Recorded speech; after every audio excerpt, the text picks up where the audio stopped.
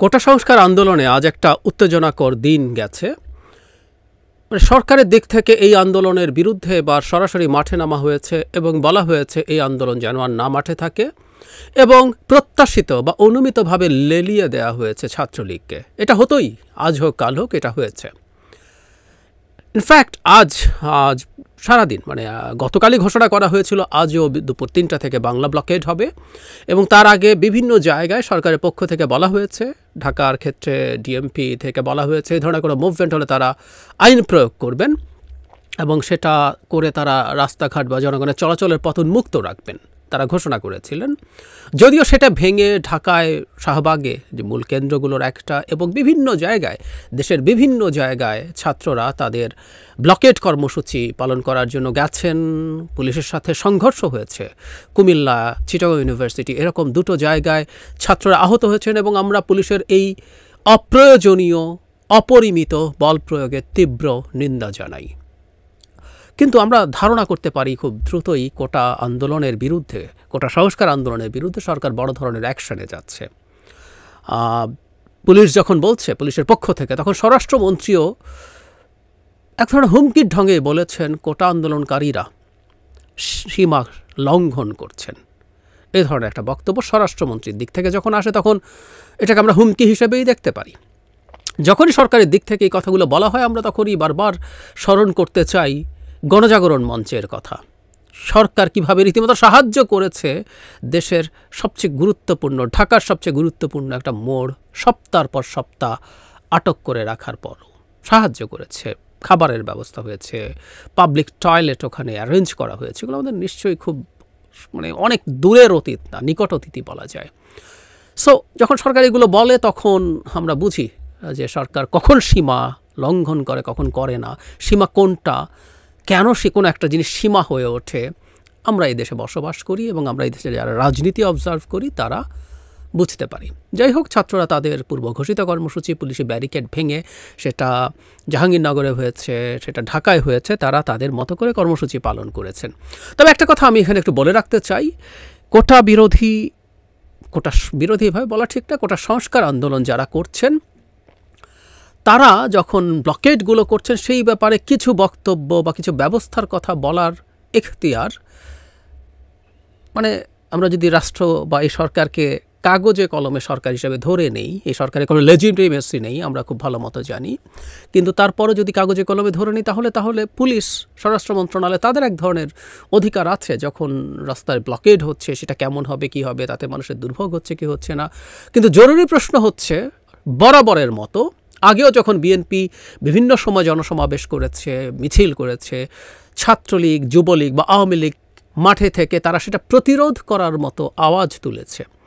এই ব্যাপারটাকে নিয়ে আমাদের খুব শক্তভাবে প্রশ্ন করে যাওয়া উচিত। ছাত্রলীগকে এই ক্ষমতা কে দিয়েছে? ছাত্রলীগকে ও পুলিশ, ও রাষ্ট্রের পুলিশ, ওর পুলিশের দায়িত্বকে কে দিয়েছে? কিন্তু সে নিজে তুলে নিচ্ছে এবং প্রকাশ্যে ঘোষণা দিচ্ছে। ছাত্রলীগ একটা সংবাদ সম্মেলন করেছে কোটা নিয়ে, সেখানে কি বলেছে আমার মনে হয় আমাদের একটু জানা থাকা দরকার, তাহলে আমরা বুঝবো। তারা কিছু ডেটাও দেওয়ার চেষ্টা করেছে, ওইটা আগে একটু বলে নেই। তারা জেলা কোটার কথা বলেছেন, জেলা কোটার কারণে কোন কোন জেলা থেকে কম পার্সেন্টেজের মানুষ যাচ্ছেন, নারী কিভাবে কমছেন, এবং কোটার আগে ক্ষুদ্র নৃগোষ্ঠীর কোটা কত ছিল, কতজন তারা চান্স পেয়েছেন, কিছু ডেটা দিয়ে কথা বলেছেন। আমার কাছেও সেটা ভালো লেগেছে, কিছু ডেটা ছাত্রলীগের লিখিত বক্তব্যে পাওয়া গেছে। এখন কোটা উঠে যাওয়ার পর সেটা কত কমে গেছে। প্রথম কথাটা হচ্ছে, আমরা বহুবার বলেছি, প্রতিবন্ধী এবং ক্ষুদ্র নৃগোষ্ঠীর যে কোটা আছে, সেই কোটার পক্ষে যারা অন্তত কোটা সংস্কার চান তারা আছেন, কোনো সন্দেহ নাই।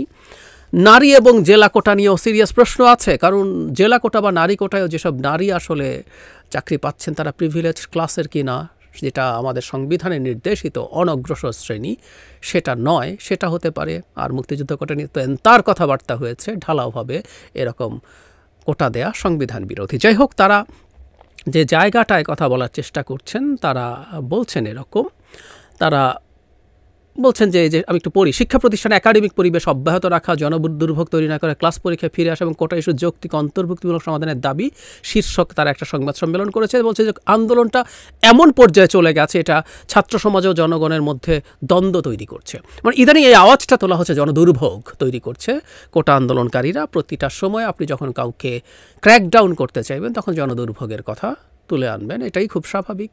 হ্যাঁ, প্রতিটা মুভমেন্টে সারা পৃথিবীতে যেখানেই কখনো কোনো মুভমেন্ট হয়েছে, আমরা কি প্রচুর নিউজ দেখি না, বিশেষ করে ওয়াইড স্প্রেড না হলেও স্পেসিফিক কোনো স্ট্রাইক যখন হয়, পাইলটরা স্ট্রাইক করেছেন, রেলওয়ে কর্মীরা স্ট্রাইক করেছেন, যে কেউ সার্চ করে দেখতে পারেন কি অবর্ণনীয় দুর্ভোগে জনগণ পড়ে। সো গণতান্ত্রিক আন্দোলনের সাথে এই ধরনের দুর্ভোগ ইন্টারটুয়াইন্ড, এটার মধ্যে কোনো অভাবনীয় বিষয় নেই। এই দুর্ভোগে আমিও পড়েছি এই ধরনের মুভমেন্টকে সমর্থনকারী হিসাবে। এই ক্রাইসিসের মধ্যে বেরিয়েছি প্রয়োজনে বেরিয়েছি, হেঁটেছি, ঘন্টা ধরে হেঁটেছি, কিলোমিটারের পর কিলোমিটার হেঁটেছি আমি নিজে। কিন্তু আমি সংহতি প্রকাশ করি বলে সেটাই আমি মনে করি এটা একটা পার্ট, এটা একটা বৃহত্তর কল্যাণের জন্য পার্ট। তারা নানান কথাবার্তা বলছেন, তারপর একটা জায়গা বলছেন যে জায়গাটা আমার কাছে সবচেয়ে ইম্পর্টেন্ট, সেই জায়গায় সরাসরি চলে যাই। আন্দোলনের নামে শিক্ষার্থী সমাজ ও শিক্ষা ব্যবস্থাকে জিম্মি করে জনসাধারণের স্বাভাবিক জীবনযাত্রায় ব্যাঘাত ঘটিয়ে দেশরত্ন শেখ হাসিনা পরিকল্পিত স্মার্ট বাংলাদেশ অভিমুখে অগ্রযাত্রা ব্যাহত করার যে কোনো প্রচেষ্টার বিরুদ্ধে দেশের ছাত্র সমাজকে সাথে নিয়ে রুখে দাঁড়াবে ছাত্রলীগ। আন্দোলনকারীদের উদ্দেশ্যে তিনি বলেন, মানে ছাত্রলীগ সভাপতি, রাষ্ট্র কাঠামোর বেসিক বিষয় না বুঝে জনগণকে জিম্মি করে তথাকথিত আন্দোলন চালানো হলে আন্দোলনকারীদের এটিও মনে রাখা দরকার যে দেশের আইন বিভাগ সার্বভৌম, বিচার বিভাগ স্বাধীন, নির্বাহী বিভাগ জনগণের ভোটে প্রতিষ্ঠিত। তাই কোনো উদ্দেশ্য প্রণোদিত আন্দোলনের কাছে কেউ নতি স্বীকার করবে না। একটা জিনিস খেয়াল করে, জিম্মি করে আন্দোলন, এই একটা তৃতীয় শ্রেণীর কথা আওয়ামী লীগের মুখে খুব শোনা যায়। ইনফ্যাক্ট সারা পৃথিবীতে যত আন্দোলনে সব জিম্মি করেই আন্দোলন, ভাষাটা যদি সরাসরি বলে ফেলি। কোথাও কেউ ধর্মঘট ডেকেছে, তার মানেটা কি? জিম্মি করছে। পাইলটরা ধর্মঘট করেছে, এই কিছুদিন আগে জার্মানিতে হয়েছিল, জিম্মি করে করেছে এবং এতে দুর্ভোগ হয়েছে। এই যে তাদের শিক্ষকরা, ঢাকা ইউনিভার্সিটির শিক্ষকরা বা সারা দেশের পাবলিক ইউনিভার্সিটির শিক্ষকরা যে এখন তাদের ওপরে যে পেনশন পলিসি প্রত্যয় চাপিয়ে দেওয়া হচ্ছে, তার বিরুদ্ধে গিয়ে ক্লাস এবং পরীক্ষা বর্জন করছেন, তারা কি ছাত্রছাত্রীদেরকে জিম্মি করছেন না? সাদ্দামদের উচিত তো মানে ছাত্রলীগ সভাপতি বা তার দলকে নিয়ে সেটার বিরুদ্ধে একটা স্টেটমেন্ট দেওয়া, কারণ তারা তো জিম্মি করছেন, তারা জিম্মি করেই তাদের দাবি আদায় করার চেষ্টা করছেন তো। সো প্রতিটা আন্দোলন আসলে জিম্মি করেই হয়। গণতান্ত্রিক আন্দোলন এরকমই, তাতে কেউ না কেউ সাফার করে এবং এই সাফার যেহেতু করছে, এ কারণেই এই মুভমেন্টটা দিয়ে চাপ তৈরির চেষ্টা করা হয়। এগুলো খুব বেসিক, উনি বলছেন রাষ্ট্রের খুব বেসিক কিছু না বুঝে আমি রাদা ছাত্রলীগকে বলবো গণতান্ত্রিক আন্দোলনে খুব বেসিক কিছু তাদের বোঝা দরকার। কিন্তু ওই জায়গাটা, সেটা আমি আবারও পড়ি, যেটা সবচেয়ে অ্যালার্মিং।